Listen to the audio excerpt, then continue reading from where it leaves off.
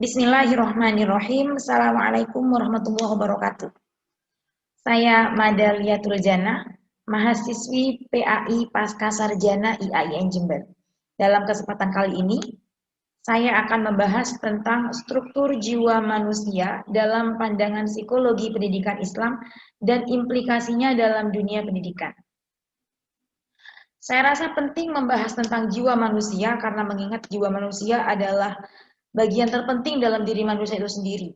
Manusia sebagai makhluk yang memiliki beberapa dimensi, tidak bisa dilihat dari satu dimensinya saja atau dimensi empirisnya saja, melainkan penting melihat dari segala aspek dan segala sisi dimensinya. Karena al-jismu ma'arruhi, famata farokot huruhuhu fahuwa abad. Dan dalam istilah filsafat kita juga mengenal cogito ergo sum. I think, therefore I am. Saya berpikir, maka oleh karena itu saya ada gitu. Dari beberapa istilah yang saya sebutkan tadi, saya rasa penting sekali kita untuk mengenal jiwa manusia, mengenal struktur jiwa manusia agar menjadi pengetahuan dasar kita untuk dalam proses pendidikan dan yang lainnya. Struktur jiwa manusia yang dijelaskan oleh Plato, yakni salah satu filosof yang cukup terkenal, menjelaskan bahwasanya struktur jiwa manusia itu terdiri dari 3 hal. Yang pertama nous, tumos, dan pitumia. Atau nous kita kenal dengan akal, istilah akal, dan tumos artinya semangat, sedangkan apitumia artinya nafsu. Ketiga hal ini sangat dibutuhkan oleh manusia, atau ketiga unsur ini harus ada dalam jiwa manusia untuk mencapai sebuah pedia atau insight. Pedia menurut Plato adalah sebuah pengetahuan, dan insight yakni kedalaman pengertian. Jadi untuk mencapai sebuah pengetahuan dan kedalaman pengertian yang tadi disebut oleh Plato sebagai pedia dan insight, dibutuhkanlah 3 unsur jiwa ini. Yang pertama nous, akal, tumos, semangat, dan apitumia. Sedangkan dalam Islam dijelaskan bahwasanya unsur atau struktur jiwa manusia itu terdiri dari 3 hal. Yang pertama kolbu, kita kenal dengan istilah hati, akal, yaitu pola pikiran, dan yang terakhir yaitu nafsu. Nampak sejenis dengan mirip Plato, namun di sini dari ketiga hal yang dijelaskan oleh Islam yang juga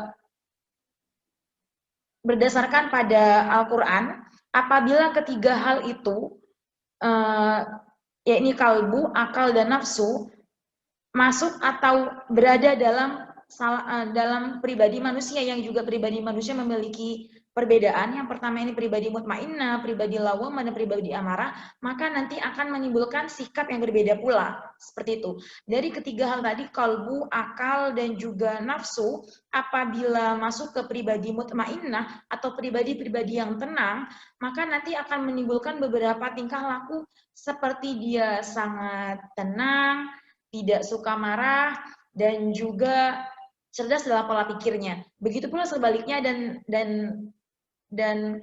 keterkaitan dengan pribadi-pribadi selanjutnya. Seperti itu. Dalam Quraish Shihab, dalam tafsir Al-Misbah yang dijelaskan oleh Quraish Shihab, juga salah satu ilmuwan Islam ini yang dimiliki oleh Indonesia, yang menjelaskan bahwa struktur manusia atau struktur jiwa manusia itu terdiri dari 5 hal. Yang pertama adalah fitrah, yang kedua adalah nafs atau ya nafsu, nafs. Yang ketiga adalah kolbun, hati. Yang keempat adalah ruh. Yang kelima adalah akal. Fitrah di dalam Al-Quran dijelaskan bahwasanya kullu mauludin yuladu alal fitrah. Jadi setiap manusia yang lahir itu dilahirkan secara fitrah naluriah, fitrah alamiah dari Tuhan. Nah, menurut Quraish Shihab menjelaskan bahwa struktur jiwa manusia yang pertama yakni fitrahnya dari Tuhan, fitrah lahirnya dari Tuhan. Yang kedua tentang nafsnya atau elemen dasar yang mencakup segala aktivitas manusia. Elemen dasar yang mencakup segala aktivitas manusia. Yang ketiga ya ini kolbun, hati. Ada istilah juga yang menjelaskan bahwa kolbu ini adalah dasar dari jiwa manusia. Idza soluhat soluha kullu Wa idza fasadat fasada kulluh. Apabila hati ini baik, maka akan baik seluruhnya. Tapi apabila hati ini buruk, maka buruk seluruhnya. Seperti itu. Yang ketiga yakni ruh. Dalam Al-Quran, menurut Quraisy Shihab di tafsir Al-Misbah itu sebenarnya tidak ada kalimat yang spesifik menjelaskan tentang ruh.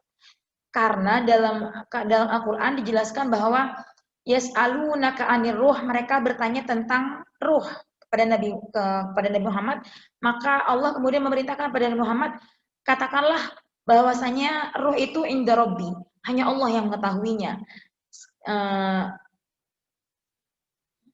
Jadi tidak ada penjelasan lebih detail lagi tentang ruh, kecuali ruh adalah Allah saja yang mengetahui secara detailnya. Tapi jiwa manusia pasti ada ruhnya, seperti itu. Yang kelima adalah akal. Akal ini juga merupakan unsur penting dalam ruh manusia atau struktur penting dalam unsur penting dalam jiwa manusia, karena akal ini yang mendorong manusia untuk melakukan sesuatu atau menahan diri untuk melakukan sesuatu. Ataupun akal ini juga yang bisa mendorong manusia untuk mengambil hikmah ataupun mengabaikan hikmahnya, seperti itu. Dari penjelasan Quraisy Shihab dalam tafsir Al-Misbahnya, dari kelima hal ini, dari fitrah, dari nafs, dari kolbun, dari ruh, dari akalnya juga merupakan struktur terpenting yang ada dalam jiwa manusia. Oleh karena itu, implikasinya dalam dunia pendidikan, jadi tidak heran kalau kemudian dalam dunia pendidikan kita mengenal berbagai macam karakter, berbagai macam sifat, karena manusia dengan jiwanya itu akan berbuat atau akan memberikan dampak dari berbagai macam hal yang dia terimanya. Jadi beberapa hal yang diserap dari otaknya, masuk ke otaknya, kemudian bila diingat terus ataupun tidak diingat terus, itu akan tersimpan di otak sebagai memori.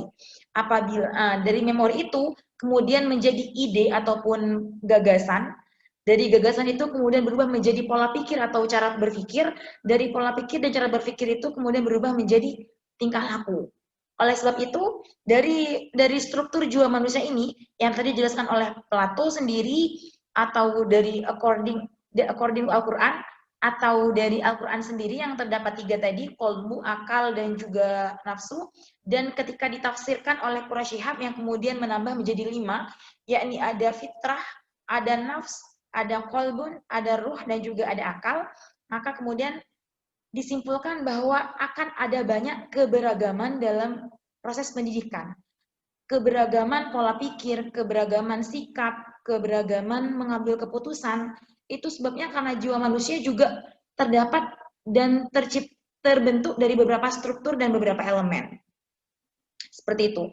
Implikasinya kemudian dari implikasi tersebut menuntut seorang pendidik ataupun akademisi itu untuk melihat sesuatu, melihat peserta didik ataupun segala permasalahan yang ada dalam dunia pendidikan tidak hanya pada satu sisi saja atau pada dampak empirisnya saja, melainkan dilihat dari berbagai arah untuk kemudian menghasilkan sebuah pola pikir yang bijaksana dan yang lebih akademis. Demikian presentasi dari saya, Madaliatul Jannah. Kurang lebihnya mohon maaf. Assalamualaikum warahmatullahi wabarakatuh.